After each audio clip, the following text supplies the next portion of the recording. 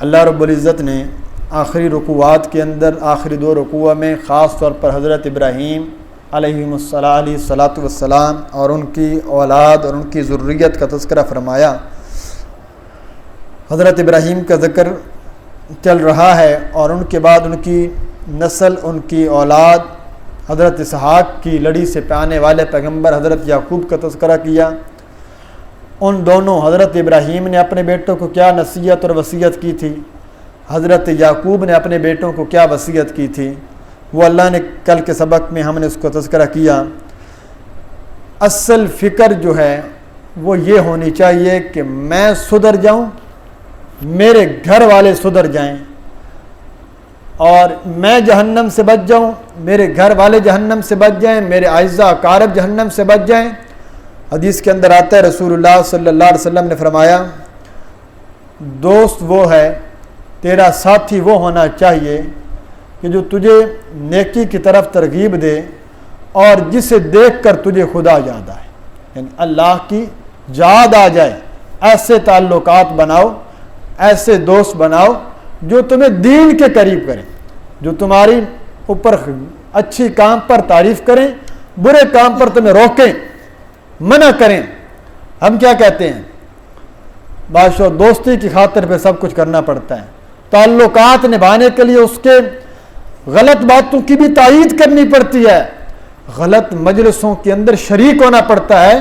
کیوں؟ دوستی اور تعلق نہ کہیں ٹوٹ جائے۔ اللہ تعالیٰ نے تو فرمایا، بلکہ میں تو یہ بات آپ کو ذکر کر چکا ہوں، یہ جو صلاۃ الوتر کے اندر ہم دعائے قنوت پڑھتے ہیں، ہم اللہ سے کیا وعدہ کرتے ہیں، میں نے بڑی تفصیل سے وہاں ذکر کیا تھا، ہم اللہ سے روز وعدہ کرتے ہیں، روز نماز پڑھتے ہیں، روز وعدہ کرتے ہیں، مولا ہم ہر اس ونترک من یفجرک، ہر اس بندے کو چھوڑ دیں گے جو تیرا نافرمان ہے، جو تیرا باغی ہے وہ میرا دوست نہیں ہو سکتا۔ ہاں، سلام دعا تعلق رکھنا مسلمان کے ساتھ ضروری ہے تاکہ بالکل گمراہ نہ ہو جائے، اسے رائے راست پر لانے کی کوشش کی جائے، لیکن اس کی رائے راست لانے کے لیے وہ گند ختم کرنے کے لیے گند کے اندر داخل تو ہونا پڑے گا۔ یہ مطلب نہیں ہے کہ آپ ان کے ساتھ ان کے برے کاموں میں تائید کرتے چلے جائیں۔ سب سے پہلی بات آپ کو یہ ہونی چاہیے، اور اللہ رب العزت نے اسی کو سب سے بڑی کامیابی قرار دیا، فرمایا کہ فمن زحزح عن النار وادخل الجنۃ فقد فاز، جو جہنم کی آگ سے بچا لیا گیا، جنت میں داخل کر دیا گیا، یقین مانو ساری دنیا کی کامیابیاں اس کے پاؤں کے قدموں کے اوپر قربان کر دو۔ کیوں؟ کیونکہ اس نے وہ کامیابی پائی ہے جو ہمیشہ بیش کی کامیابی ہے۔ دنیا کے اندر ہر عروج کو زوال ہے، ہر کامیابی کو ناکامی ملنا ہے، ہر بڑے سے بڑے صحت مند اور بڑے سے بڑے پہلوان کے اوپر بڑھاپا آنا ہے۔ فرمایا لیکن جنت ایک ایسی چیز ہے اور جنت کی ایک ایسی نعمتیں ہیں جن پر کبھی زوال نہیں، جن پر کبھی کوئی کسی قسم کا کوئی مسئلہ نہیں۔ تو اس لیے فرمایا انہی پیغمبروں کی وصیت کو تم بھی اپنے پلے باندھو، اور کو انفسکم و اہلیکم نارا، اپنے آپ کو بھی جہنم سے بچاؤ اور اپنے گھر والوں کو بھی جہنم سے بچاؤ۔ یہ کوشش کیا کریں، اور بار بار کہنے سے یہ بات بنتی ہے، بار بار کہنے سے، تکرار کرنے سے، نماز کے لیے، گھر میں ماحول کے لیے، جب جائیں نماز کا پوچھے، دینی ماحول کا کہیں کوئی دین کے خلاف بات ہوئی ہے فوراً اس کے اوپر ٹوک دیں۔ رسول اللہ صلی اللہ علیہ وسلم کی جو شمائل ہے نا، شمائل کہتے ہیں آپ کی خاص صفات، آپ کا حلیہ مبارک، جب آپ کا غصے مبارک کا ذکر کیا گیا نا، حضور علیہ الصلوۃ والسلام غصہ کیسے کرتے تھے، تو وہاں سیرت کی کتابوں کے اندر یہ بات لکھی گئی کہ حضور علیہ الصلوۃ والسلام کا جب غصہ آتا تو آپ کا چہرہ مبارک سرخ ہو جایا کرتا تھا، آپ کی یہاں پر ایک رگ تھی جو واضح ہو جایا کرتی تھی، صحابہ محسوس کر لیتے کہ حضور صلی اللہ علیہ وسلم آپ غصے کے عالم میں ہیں۔ لیکن ساتھ ہی انہوں نے ایک جملہ لکھا کہ حضور علیہ الصلوۃ والسلام عموماً غصہ کیا نہیں کرتے تھے، غصہ فرمایا نہیں کرتے تھے، ذات کے لحاظ سے تو کبھی نہیں فرمایا نا کہ میری ذات کی وجہ بن گئی۔ ہاں، اگر کوئی دینی مسئلہ بن گیا، کسی نے دین کے خلاف بات کی، کسی نے شریعت کے خلاف بات کی، صحابہ کہتے ہیں پھر حضور صلی اللہ علیہ وسلم کا غصہ جب ہوتا بڑی سخت غصہ ہوتا، اور آپ صلی اللہ علیہ وسلم اس کے اوپر سخت غصے کا اظہار فرماتے اور کہتے کہ تم نے دین اور شریعت کے اندر یہ بات داخل کی ہے، لہذا دین اور شریعت کے اندر اس بات کی گنجائش نہیں ہے۔ اسی مسئلے کو اب یہاں سے اللہ رب العزت نے ذکر کیا، اور آج کے سبق کے اندر یہودیوں کو عیسائیوں کو شکوہ کیا، شکوہ جواب شکوہ، یہ علامہ اقبال کی شاعری کے اندر بھی ہم کو ملتا ہے۔ وہ کبھی شکوہ کرتے نظر آتے ہیں اللہ سے، اور کبھی پھر اس کا جواب شکوہ دیتے ہیں۔ یہ اسی ترتیب سے لیا گیا۔ قرآن مجید میں اللہ نے اس مضمون کو ذکر کیا کہ اللہ رب العزت شکوہ فرماتے ہیں کہ مجھے اپنے بندوں سے بڑی شکایت ہے، انہوں نے دھوکہ کیا ہے، دین کے ساتھ دھوکہ کیا ہے، اپنے نبیوں کے ساتھ دھوکہ کیا ہے۔ تو اللہ رب العزت یہاں سے شکوہ فرمائیں گے، پھر فوراً اس کا جواب دیں گے اور یہودیوں اور عیسائیوں کے ایک دعوے کی تردید کریں گے۔ اس کے بعد فرمائیں گے ایمان کا معیار میرے نزدیک کیا ہے اور تمہارے نزدیک کیا ہے؟ تم نے ایمان کا معیار بنایا، جو یہودیوں کی بات مانے گا وہ ایمان کا معیار ہے، اور عیسائیوں کی بات مانے گا وہ ایمان کا معیار ہے۔ آؤ میں تمہیں بتاتا ہوں کہ ایمان کا معیار ہمارے نزدیک کیا ہے۔ اب دیکھیے جی آیت نمبر جہاں سے ہم نے سبق شروع کیا، فرمایا وَقَالُوا كُونُوا هُودًا أَوْ نَصَارَىٰ تَهْتَدُوا، اور کہنے لگے یہودی، کونو ہودن، ہو جاؤ تم یہودی، او نصارا یا عیسائی، تہتدو تم رہنمائی پا جاؤ گے، تم ہدایت پر آ جاؤ گے۔ یہاں یہ یہودیوں کا شکوہ طرف سے شکوہ ہے، جواب شکوہ۔ کل آپ فرما دیجئے، آپ اعلان کر دیجئے میرے پاک پیغمبر صلی اللہ علیہ وسلم، بل نہیں بلکہ ملت ابراہیم حنیفہ، ہم نہ یہودی ہوتے ہیں نہ عیسائی ہوتے ہیں، ہم تو اتباع کریں گے، نتبع ملت ابراہیم حنیفہ، ہم تو اتباع کریں گے ابراہیم پیغمبر کی دین کی، حنیفاً جو یکسو ہونے والا ہے، سب سے ہٹنے والا ہے، وما کان من المشرکین، اور نہیں تھا ابراہیم پیغمبر شرک کرنے والوں میں سے۔ تمہارا دعویٰ ہے کہ ہم ابراہیمی، عیسائیوں کا دعویٰ ہے کہ ہم ابراہیمی، مشرکین مکہ کا دعویٰ ہے کہ ہم ابراہیمی۔ تم نے بھی شرک کیا۔ یہودیوں نے کیا شرک کیا تھا؟ کیا کہا تھا کہ عزیر اللہ کے بیٹے ہیں۔ عیسائیوں نے شرک کیا کہ عیسیٰ علیہ السلام اللہ کے بیٹے، مائی مریم کو الوہیت کی صفات میں شریک کر دیا،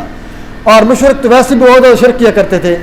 اللہ کہتے ہیں تم کہتے ہو آؤ یہودی بن جاؤ کامیاب ہو جاؤ گے، آؤ عیسائی بن جاؤ کامیاب ہو جاؤ گے، اپنے اپنے فرقوں کی جانب دعوت دیتے ہو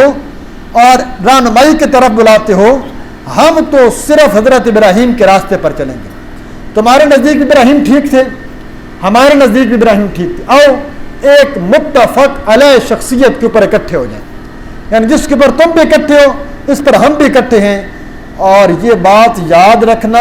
آتے ہوئے اس نقطے پر اکٹھے ہوتے ہوئے ابراہیم پیغمبر نے کبھی شرک نہیں کیا تھا۔ اگر آج بھی تم اپنے آپ کو ابراہیمی کہتے ہو تو پھر شرک چھوڑنا پڑے گا۔ شرک جو کرو گے تو پھر ابراہیمی نہیں رہو گے، پھر ابراہیمی پیغمبر حضرت ابراہیم کی نسبت لگانا چھوڑ دو۔ اس لیے تو ہم آج بھی اس بات کے اوپر جب زور دیتے ہیں، اپنے آپ کو مسلمان کہتے ہو تو مسلمان کبھی شرک نہیں کرتا۔ حضرت ابراہیم کا ماننے والا جب مشرک نہیں ہو سکتا تو حضرت محمد عربی صلی اللہ علیہ وسلم کا ماننے والا مشرک کیسے ہو سکتا ہے؟ ہم تو سب پیغمبروں کو مانتے ہیں، لیکن امت اللہ کے نبی صلی اللہ علیہ وسلم کی ہیں، تو لہٰذا اور اس پیغمبر کی امت ہیں جو اس دنیا سے تشریف لے جا رہے ہیں، تو تب بھی اللہ سے کہہ رہے ہیں اللہم لا تجعل قبری وثنا یعبد، اے اللہ میری قبر کو پوجا گاہ مت بنانا کہ اس کے بعد عبادت کی جائے، جس طرح سابقہ انبیاء کی قبروں کو پوجا گاہ بنا لیا جائے۔ لعن اللہ الیہود والنصارى اتخذوا قبور انبیائہم مساجدا، اللہ کی لعنت ہو یہودیوں اور عیسائیوں پر جنہوں نے اپنے اپنے نبیوں کی قبروں کو سجدہ گاہ بنا لیا تھا۔ نبی کی قبر پر سجدہ کرنا حرام اور شرک ہے۔ یہ اللہ کے نبی صلی اللہ علیہ وسلم لعنت کر کے جا رہے ہیں، میرا مسئلہ نہیں ہے۔ اگر پیغمبر، صرف پیغمبر نہیں، امام الانبیاء احمد مجتبی محمد مصطفیٰ صلی اللہ علیہ وسلم، جن کا مقام اللہ کے بعد سب سے بلند ہے، ان کے مزار پر، ان کے روضہ رسول پر جا کر سجدہ انسان نہیں کر سکتا، تو پھر باقی سب ہستیوں کو آپ نکال دیجئے ذہن سے، لوگوں کے اشکالات کو دور کر دیجئے۔ جب روضہ رسول پر سجدہ نہیں ہو سکتا، نہ آج تک کسی صحابی سے ثابت ہے، تو پھر چھوٹی موٹی قبروں کے اوپر جا کر تم سجدے کرتے ہو اور یہ سمجھتے ہو کہ وہ ہمارے سجدوں کے پر دیکھ رہے ہیں، عمل کر رہے ہیں۔ فرمایا یکفرون بشرککم، قیامت کے دن تمہارے شرک کا انکار کر دیں گے تم ان کے دشمن بن جاؤ گے اور وہ کہیں گے اللہ تو ہمارے اور ان کے درمیان کافی گواہ ہے۔ حضرت عیسیٰ علیہ السلام سے جب اللہ پوچھنے گا ایسا پیغمبر کیا تم کہہ کر آئے تھے کہ میرے اور میری ماں کو الہ بنا لینا؟ صرف اللہ سوال کریں گے، اور حدیث میں آتا ہے 40 سال تک عیسیٰ پیغمبر کانپتے رہیں گے اللہ کے جلال کی وجہ سے، اور پھر جواب دیں گے مولا تو اچھی طرح جانتا ہے کہ ہم نے ایسا کوئی حکم نہیں دیا تھا، میں تو اپنی تیرے دیا ہوا پیغام پہنچا کر آ گیا تھا، یہ انہوں نے اپنی جانب سے شرک کیا تھا، ہم نے کوئی حکم نہیں دیا تھا۔ کسی پیغمبر نے، کسی اللہ کے ولی نے جو نیک ولی ہو، حتیٰ کہ حضرت شیخ عبد القادر جیلانی کی کتابیں پڑھیے، توحید کے ساتھ لبریز ہیں، بری ہوئی ہیں، لیکن آج شیخ کے نام پر سب سے زیادہ شرک کیا جاتا ہے۔ شیخ عبد القادر جیلانی کے نام پر ہو رہا ہے نا، یہ 11ویں اور ساری چیزیں حضرت شیخ کے نام پر کی جا رہی ہیں، حالانکہ حضرت شیخ بہت بڑے موحد تھے۔ تو فرمایا تم شرک جو کرو گے وہ ابراہیمی نہیں کہلاؤ گے۔ آگے آئیے جی، خلاصہ نکال رہے ہیں اللہ ملت ابراہیمیہ کیا ہے۔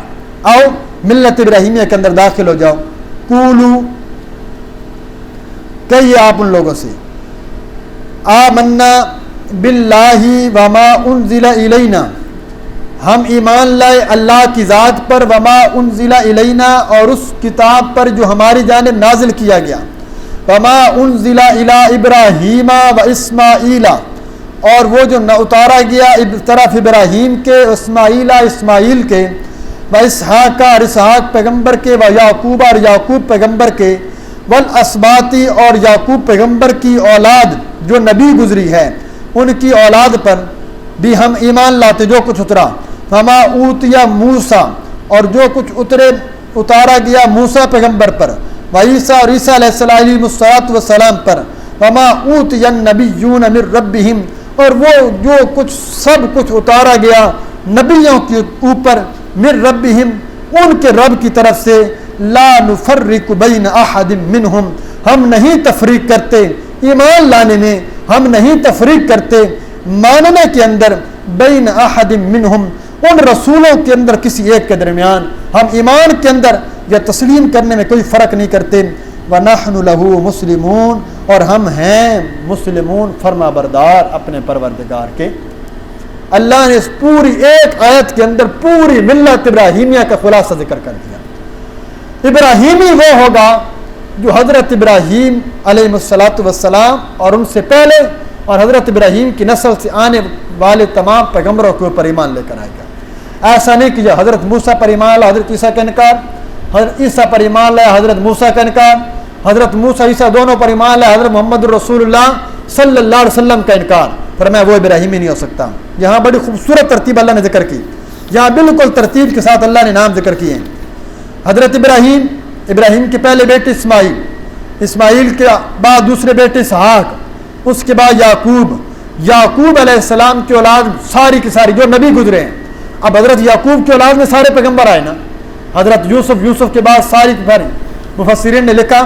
کہ حضرت یعقوب کے کتنے بیٹے تھے؟ 12 کے بعد کتنے قبیلے بنے؟ ہر ایک کی اولاد 12 قبیلے بنے، پھر وہ ہزاروں کی تعداد میں آئے۔ اللہ نے ان کی اولادوں میں اندر یہ نبوت کا سلسلہ جاری رکھا، بنی اسرائیل کے اندر یہ پیغمبر آتے رہے، اور جہاں تک کہ بات پہنچی موسیٰ علیہ السلام تک، اور پھر موسیٰ علیہ السلام کے بعد آئے عیسیٰ علیہ السلام تک۔ اللہ نے یعقوب پیغمبر کے بعد ڈائریکٹ موسیٰ علیہ السلام کا ذکر کیا کہ درمیان والے سارے پیغمبر اس کے اندر آ گئے، اسباط کے اندر سب پیغمبر آ گئے۔ فرمایا ابراہیمی وہ ہے جو اللہ پر، تمام نبیوں پر اترنے والی کتابوں پر، تمام صحیفوں پر، اور سب نبیوں کو جو کچھ صحیفے دیے گئے سب پر ایمان لائے، تب جا کر ابراہیمی اور تب جا کر مسلمان بنے گا۔ یہ عالمی لیول کا مسئلہ ہے کہ لوگ کہتے ہیں اسلام کے اندر خوبی کیا ہے کہ ہم اس کو قبول کریں۔ اسلام میں سب سے بڑی خوبی یہ ہے، اسلام کسی پیغمبر کی نہ توہین کرنے دیتا ہے، اور اسلام اس وقت تک اس بندے کو مسلمان نہیں کہتا جب تک وہ سب پیغمبروں کے اوپر ایمان نہ لے کر آئے، سب نبیوں پر اترنے والی کتاب پر ایمان نہ لے کر آئے۔ میں نے بتایا تھا صبح کے اوپر جو ہمارے عقائد کی بات چل رہی تھی کہ اگر کوئی بندہ صرف اتنا کہہ دے، نہ نام لے نہ اسے نام کا پتہ ہے، مثال کے طور پر، نقل کفر کفر نباشت، کہ یعقوب پیغمبر کے بعد اللہ نے کہا اسباط، یا اللہ نے کہا وما اوتی النبیون، وہ کہتا ہے حضرت یعقوب علیہ السلام کی اولاد کے اندر جو پیغمبر گزرے ہیں، اب مجھے تو نہیں پتہ کتنے گزرے ہیں، میں باقی سب کو مانتا ہوں، صرف ایک نبی کو نہیں مانتا، نہ اسے نام کا پتہ ہے، نہ اسے یہ پتہ ہے کہ کون پیغمبر ہے، دائرہ اسلام سے خارج ہو جائے گا۔ اسلام کسی نبی کے اوپر ایمان لانے کے اوپر کوئی کمپرومائز نہیں کرتا، تو یہ سب سے بڑی خوبی اس کی یہ ہے کہ کسی کی تردید نہیں کرتا۔ تورات، انجیل، زبور اور باقی تمام حضرت ابراہیم، حضرت آدم اور تمام نبیوں پر اترنے والے تمام صحیفوں پر ایمان لانے کی حکم دیتا ہے، اور ایمان کے اندر کسی کے درمیان فرق نہیں کرتا، اور یہ بات کہتے ہیں کہ ہم ہی اللہ کے فرما بردار ہیں، اور واقعتاً مسلمان اس دنیا کا سب سے وہ واحد مذہب ہے جو تمام نبیوں اور تمام کتابوں پر یکساں ایمان رکھتا ہے، اور باقی جو فرق اللہ نے کیا اسی کے مطابق فرق رکھتے ہیں۔ آگے آخری آیت دیکھیے جی، فرمایا فَإِنْ آمَنُوا بِمِثْلِ مَا آمَنْتُمْ بِهِ فَقَدِ اهْتَدَوْا۔ اب یہودی چاہتے ہیں کہ ہم واقعتاً حضرت ابراہیم کی ملت پر آ جائیں، عیسائی چاہتے ہیں ہم بھی حضرت ابراہیم کے پیروکار بن جائیں، جنت کیسے ملے گی، ایمان کیسے کو بنیں، قبول کریں۔ اللہ نے کہا آؤ میں تمہیں ایک سانچہ بتاؤں، اللہ نے کہا آؤ میں تمہیں ایک آئیڈیل طریقہ بتاؤں کہ جس طریقے پر چل کر تم واقعتاً حضرت ابراہیم کے پیروکار بن جاؤ گے۔ اللہ کہتے تم ایمان لانا چاہتے ہو، آج کے بعد جو بندہ بھی ایمان لانا چاہے گا اس کو اس طریقے کے مطابق ایمان لانا پڑے گا، جو اس طریقے کے مطابق ایمان نہیں لائے گا اس کا ایمان قابل قبول نہیں سمجھا جائے گا۔ وہ طریقہ کیا ہے وہ سنیے گا۔ فرمایا فَإِنْ آمَنُوا، آپ کہہ دیجئے میرے پیغمبر، فَإِنْ آمَنُوا، اگر وہ ایمان لائیں، بِمِثْلِ مَا آمَنْتُمْ بِهِ، اس طرح مثل اس کے جس طرح تم ایمان لائے، یعنی تمہارے نبی کے صحابہ ایمان لائے، فَقَدِ اهْتَدَوْا، تو پکی بات ہے وہ ہدایت پر آ جائے۔ ساری دنیا کے آنے والے انسانوں کے لیے اللہ نے ترازو قائم کر دیا، معیار رکھ دیا، اگر تمہارا ایمان صحابہ کے ایمان کے مطابق ہے، یعنی انہیں کے طریقے کے مطابق ہے، تو تمہارا ایمان کام اللہ کے ہاں مقبول ہے، اور اگر تمہارا ایمان صحابہ کے ایمان کے ترازو پر نہیں اترتا کہ جس طرح صحابہ نے ایمان لایا تھا، یعنی جو طریقہ انہوں نے اختیار کیا تھا، جو اللہ کے احکامات کو انہوں نے مانا تھا، تو پھر فرمایا تمہارا ایمان قابل قبول نہیں اور تم ہدایت پر نہیں آ سکتے۔ صحابہ معیار ایمان ہیں، صحابہ حق کا معیار ہیں، اور آج لوگ کہتے ہیں آپ اس بندے کو کافر کیوں کہتے ہیں جی، صرف صحابی کا تو منکر ہے، صرف صحابی کو تو کافر کہتا ہے۔ بھائی جس نے معیار ایمان کو ہی ختم کر دیا اس کا ایمان کیسے معتبر ہو سکتا ہے؟ صحابہ تو معیار ایمان تھے، صحابہ تو حق کا معیار تھے، جو اس طرح ابو بکر صدیق نے، جس طرح خلفائے راشدین نے، جس طرح میرے نبی کے یاروں نے ایمان قبول کیا، اللہ کہتے ہیں اگر اس طرح وہ اس کسوٹی پر پورا اترتے ہیں تو سمجھے کہ وہ کامیاب ہو گئے، اور اگر اس کسوٹی پر وہ فیل ہو گئے تو ساری زندگی کی عبادتیں ضائع ہو جائیں گی۔ اور یہ تو ہے کہ صرف ان کے طریقے پر نہ چلا، جو ان کے خلاف بغض رکھتا ہے۔ میں نے بتایا کسی ایک صحابی کا بغض بھی ہو سینے کے اندر، اللہ تعالیٰ عبادتیں قبول نہیں کیا کرتا۔ اللہ کو تمہاری حجوں کی ضرورت نہیں ہے، تمہارے بڑے بڑے القاب اللہ نہیں دیکھے گا۔ کل بھی ذکر ہوا ہے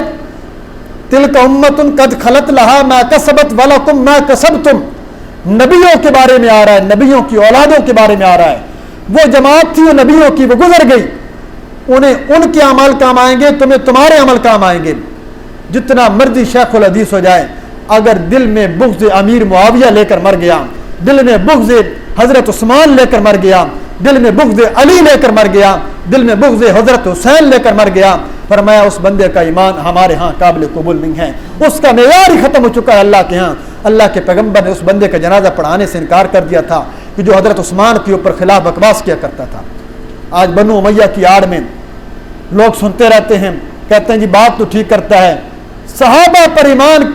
کے اوپر بات کرنے کے لیے یا تو آپ کو صحابی ہونا پڑے گا یا آپ کو اللہ کوئی نبی ہونا پڑے گا۔ نبی اعتراض کر سکتا ہے، خدا اعتراض کر سکتا ہے، یا حضرت کسی صحابی کے اوپر اعتراض کرنے کے لیے اس کے پاس صحابیت والا مقام ہونا چاہیے۔ اگر صحابی نہیں ہے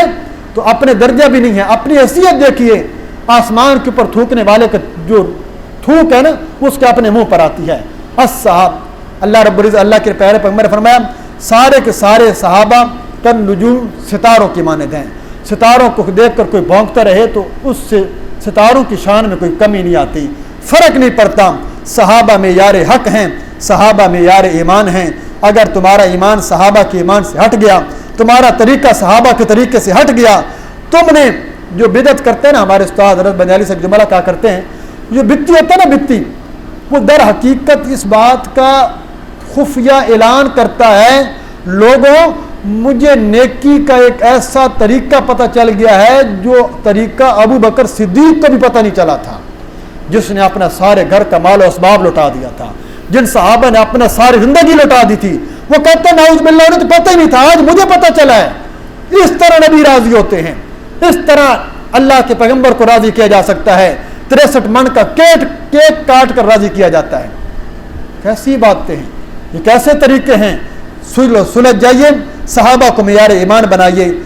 فرمایا تم ہدایت پا جاؤ گے۔ وَإِن تَوَلَّوْا، اور یہ بات یاد رکھو، اگر تم نے صحابہ کے معیار کو چھوڑ دیا، تم نے اعراض کیا، تم پھر گئے، فَإِنَّهُمْ فِي شِقَاقٍ، پس وہ لوگ بیچ ضد کے اندر ہیں، فَسَيَكْفِيكَهُمُ اللَّهُ، پس کافی ہو جائے گا ان کے لیے اللہ، وَهُوَ السَّمِيعُ الْعَلِيمُ، اللہ رب العزت سننے والے بھی ہیں، العلیم جاننے والے بھی ہیں۔ اللہ کہتے ہیں اگر آج کوئی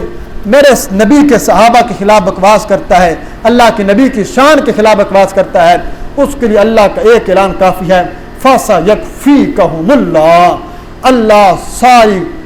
صحابہ سارے ایمان والوں کی طرف سے ان کافروں پر اکیلا کافی ہے۔ اللہ نے دنیا کے اندر بھی ذلیل کرے گا، اللہ نے آخرت کے اندر بھی ذلیل کرے گا۔ اس لیے فرمایا ایمان کا معیار بنائیے، ایمان کو مقدم رکھیے۔ اللہ تعالی ہمیں صحابہ کے نقش قدم پر چلنے کی توفیق عطا فرمائے۔ وما علینا الا البلاغ المبین۔